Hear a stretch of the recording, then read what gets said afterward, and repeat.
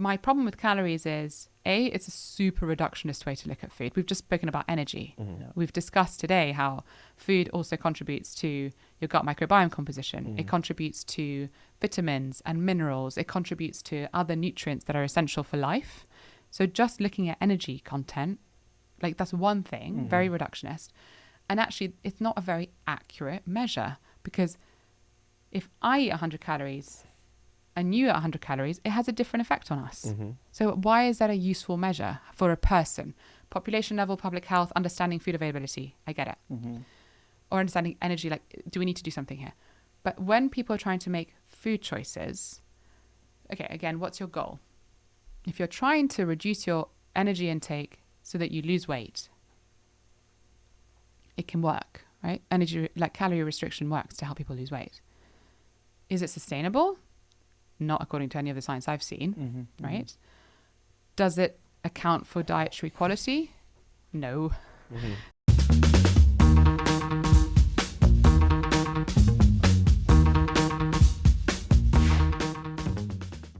Speaking of marketing campaigns, there's a big, I think it's been for a while now, counting calories, Oh, right? yeah. That's where the Diet Coke, Diet Soda thing comes Yeah. in.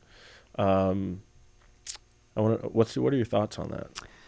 So I think calories obviously are, when we think about food, one of the things we think about is energy. Like how much energy does this food technically contribute? So I'm not like in the calories don't exist camp, because they do. And they're a useful way to think about things like how much. So, okay, back in after the war, Second World War, it was like there isn't enough calories in our food environment to feed the people that live here. That was like a big thing. Now we have an average of 4,000 calories per adult, slightly overshot the mark, yeah? So it's an interesting, it's like a useful tool to think about whether there's enough food available in theory. In practice, a calorie is not a calorie. In practice, what we just talked about. And so our chief scientist, Professor Sarah Berry, has done some cool science on this, where she's fed people whole almonds and then ground almonds and then like an almond powder, basically, an almond and a butter. And there's a very different effect between the three. Like how much energy you actually extract from the almond is vastly different. If it's a whole almond, you have to chew. So, you know, just because the back of pack for almonds will have the same calories, whether they are whole or ground, it'll have the same calories, but that's not how you absorb it. So then we think about how you use it. You say we've absorbed the calories from the food, and they will be absorbed differently according to how you've prepared it, how much you've chewed it. So like rate of eating massively impacts how much sugar you absorb from your food as well. So if you eat very quickly, you tend to have a higher and faster blood glucose spike. So there's all these factors. And then after that, it's like how you use it is very different. If you're somebody who is very active with high musculoskeletal mass, or you're doing like very intense work with using your brain a lot, you use a lot of energy, especially your brain, like loves glucose, right? Whereas if you're somebody who then is very sedentary or like doesn't do much or isn't using their brain in that particular, like you're not going to use it as much. So then we go into like, okay, how much of that energy are you storing and how much are you using? Yep. How effective are you at storing? So are you insulin sensitive or insulin resistant? Or do you not produce enough insulin? Are your storage cupboards, so your muscles and your fat and your liver, are they full or are they empty? So do you have capacity to store this energy somewhere? All of these factors are not reflected in calorie count. So my problem with calories is, it's a super reductionist way to look at food. We've just spoken about energy. We've discussed today how food also contributes to your gut microbiome composition. It contributes to vitamins and minerals. It contributes to other nutrients that are essential for life. So just looking at energy content, like that's one thing, very reductionist.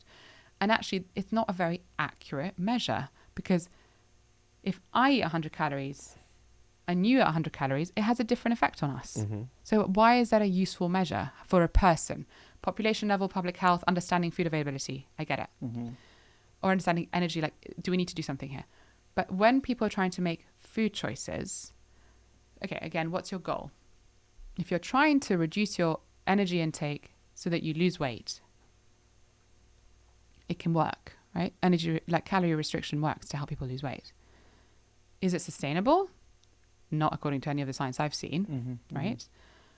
Does it account for dietary quality? No. So like you can eat. There was that famous guy who like ate McDonald's every day, but lost weight. Me. Yeah. No, that he like did calorie restriction with McDonald's. Oh, okay. So lost weight. This dude did not lose weight. But the calories were. They were all from. He felt terrible. Right. I think he actually ended up with deficiencies. Anyway, so like it's not enough to help people make smart food choices. Yeah. You want to be able to eat a diet that supports your health as well as whatever goal you might have. You might have a short-term goal as well. And using calorie restriction alone, I think no nutrition scientist would disagree with me that using calorie restriction alone is never a good idea for an individual. And especially and whenever people do use calories, they have to remember that it's a very imprecise measure. And we also know that people self-marking their calorie intake is wildly wrong. So there's usually like a huge margin of error. So it's like why are we still talking about calories? In all honesty, like there's such a better way to think about food, and it goes back to this idea that we've removed ourselves from the power of food. We've removed ourselves from the pleasure of food and how much joy it can bring, because we've reduced it to this like how many macros, micros, and calories. Right. So, oh my God, we don't eat those things. We don't just eat fat or protein, and we don't eat calories. We eat food. Where's food?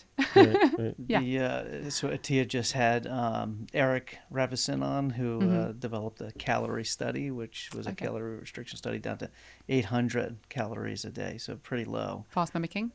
What's that? It's like a fast mimicking diet? Yeah. And so there was a heavy screening process to get the people that he thought would adhere to 2 years of restriction and follow them across that time with blood biomarkers, primary, secondary aging biomarkers, and then obviously how do they feel, and did they lose weight, and did they maintain that weight loss. And so these individuals, which all would agree, including him and the authors of the studies, are unique. You know, those that could adhere to a rigorous trial like that. Right, exactly. And so they benefited across the board, you know, and everything you could possibly imagine. So then it gives this idea, a lot of weight and energy, that restricting calories is the only way, or is one of the most sustainable ways to maintain that weight loss. Even in follow-ups 10 years after the study's been done, people are still different, having done that calorie restriction. But they were also given education. Right, that was so one their of the primary dietary things. quality They were was coming good? to the lab, you know, sometimes daily, to get advice about how to make up with it. So it can't possibly be as simple as calorie restriction. No, and it goes back to dietary quality. No. So like if your calorie and the fast mimicking movement is interesting because it clearly has an effect, but the interventions are always very high quality foods. So it's like you're restricting your calorie intake, but the foods you're eating are highly nutritious foods with low calorie density plants. So it's often very plant heavy, and you get this benefit of having a high quality diet with calorie restriction. So you are reducing your energy expenditure. But when we look at average people who aren't the super loggers, like they just don't do very well with the dietary quality piece and also with dealing with the hunger piece. So and people experience hunger very differently. We're seeing that now with GP1 agonists, right? Some people it works beautifully for them, others it doesn't. It doesn't have the effect. So again, there's variability in how people respond to hunger and how well they can tolerate hunger, and that does dictate how well they can adhere to these things. Can we expand on the GLP-1 agonists a little bit?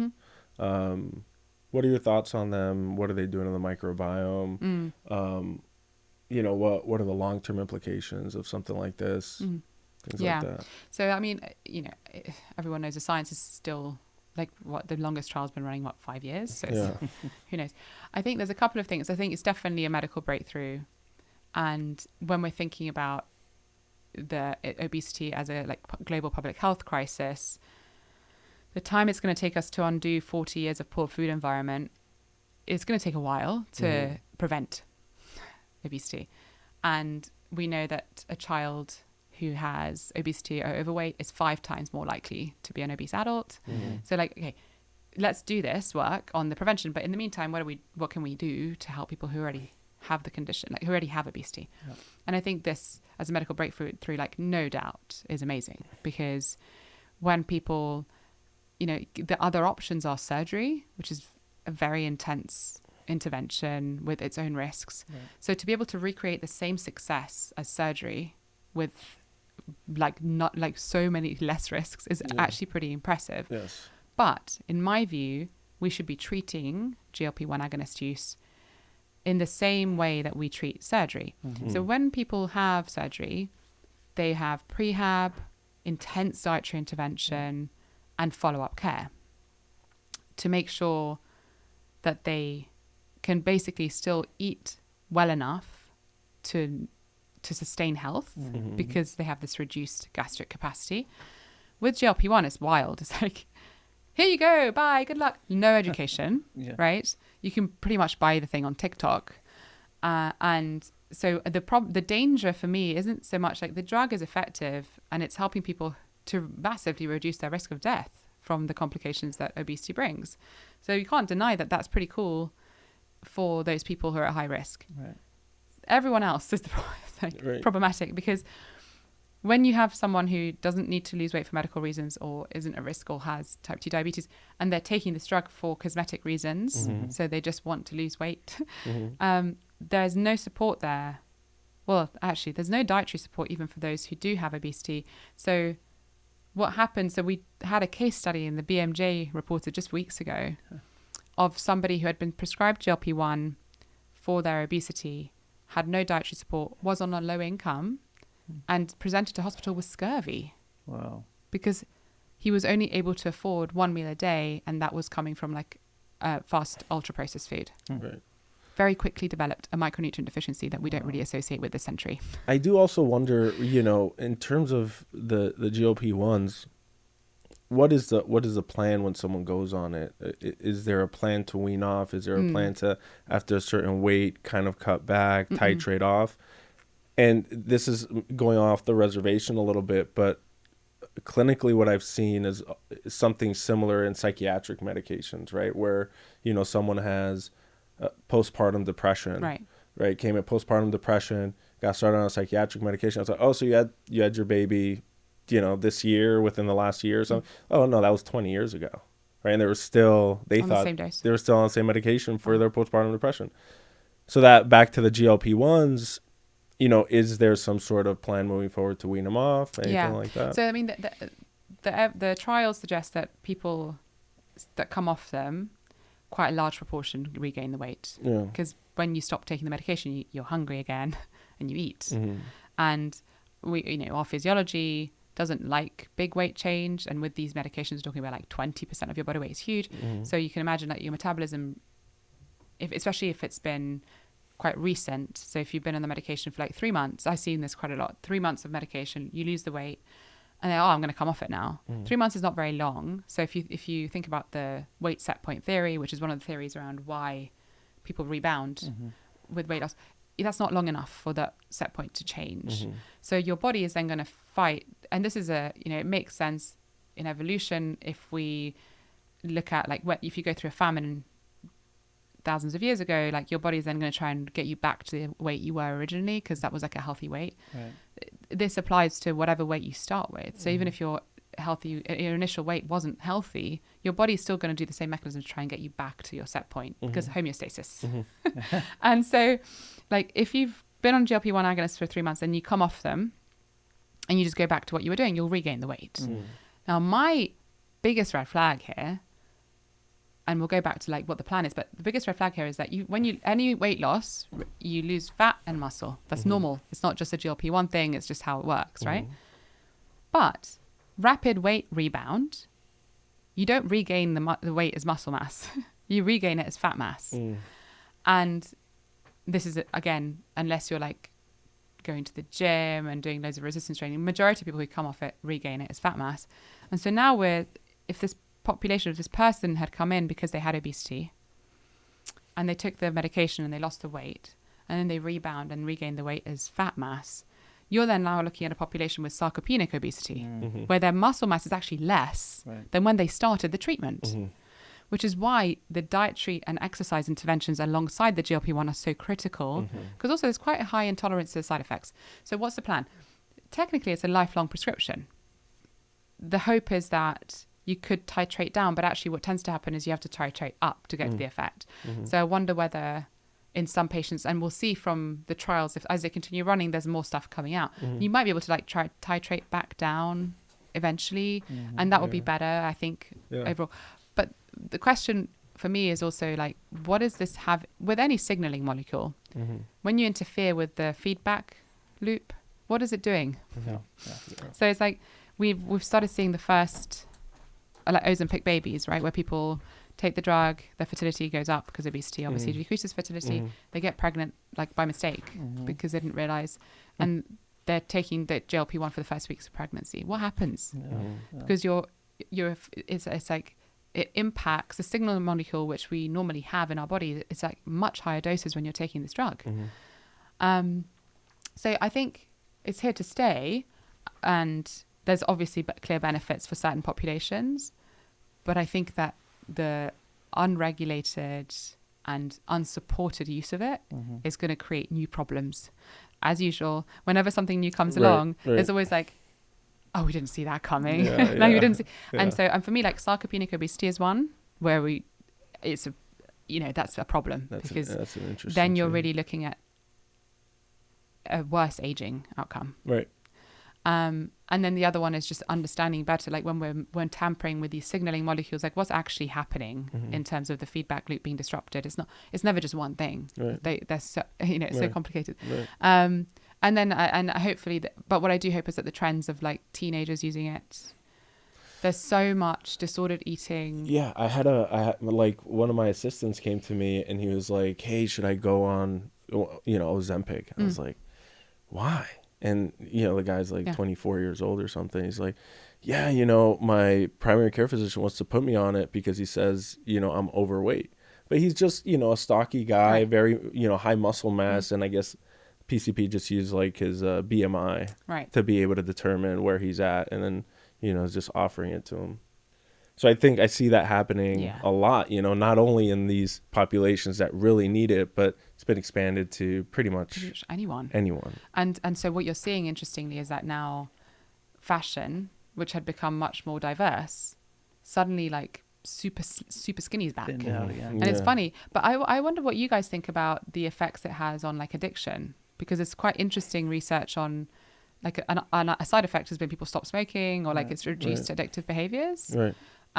So there's a potential use case for it in addiction, which is interesting. And I actually I know somebody who took it for cosmetic weight loss, which wasn't great, but actually like an unwanted pleasant side effect is that he's reduced his drinking.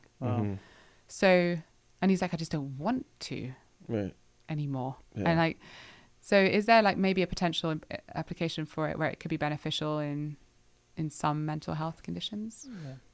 Yeah, I think possibly. But isn't there a concern on the flip side of things? When could it exacerbate pre-existing mental health conditions that we see very typically with, especially with people that are significantly obese? And there was that suicide study, right, where there seemed to be.